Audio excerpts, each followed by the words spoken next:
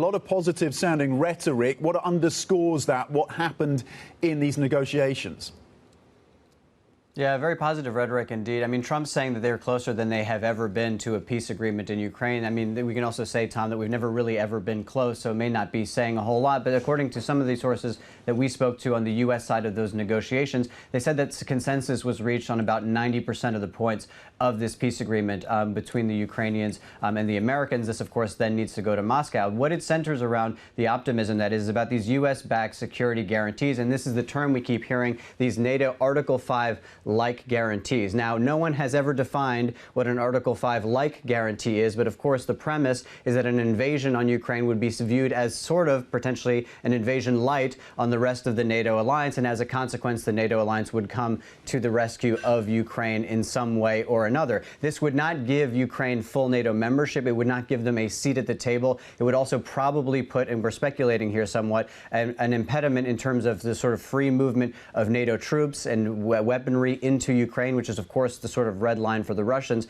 which they really see NATO incursion as a sort of instigating factor of this war. But that's the sort of positive side of it. Of course, there's still this major question on territorial boundaries. The Russians said they don't want to engage in any kind of discussion about ceasefires or ceasing any kind of hostilities until the entirety of the Donbass has been sort of either surrendered or in some ways been part of this framework, and that has not yet happened, Tom. And this is, we should say, as the Europeans get more positive about progress on this deal, the Ukrainians get more positive on progress of this deal. We have not heard from the Russian side yet, and the more positive the Ukrainians and the Europeans are, presumably the less positive the Russians will be. So we're going to have to wait to see what they have to say after these days of negotiations in Berlin.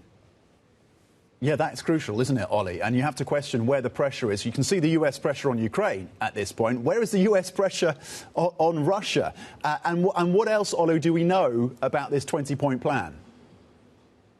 Yeah, as for the additional pressure on Russia, we should say that there were those significant sanctions that were put in place only a couple of weeks ago, Tom, on Lukoil and Rosneft, which does have a major effect on the Russian economy, though it's not something, as you rightly point out, that the Americans have really been trumpeting or trying to put additional pressure on. There are, of course, many other sanction barriers that the U.S. could address, but we also got a little bit more of a readout from the European side here. This is a statement that was signed by the leaders of France, UK, Denmark, Sweden, Finland, Netherlands, Poland, Italy, after those talks in Berlin yesterday, saying that another parts of this 20-point plan and what they could include. Among them would say that the Ukrainian armed forces, which should remain at a peacetime level of 800,000 troops. Remember, the initial plan of 28-point plan asked for a reduction in the size of the Ukrainian military to 600,000, that there would be also a, quote, multinational force Ukraine made up of contributions from willing nations, the coalition of the willing framework, that would also potentially include operating within Ukraine. A ceasefire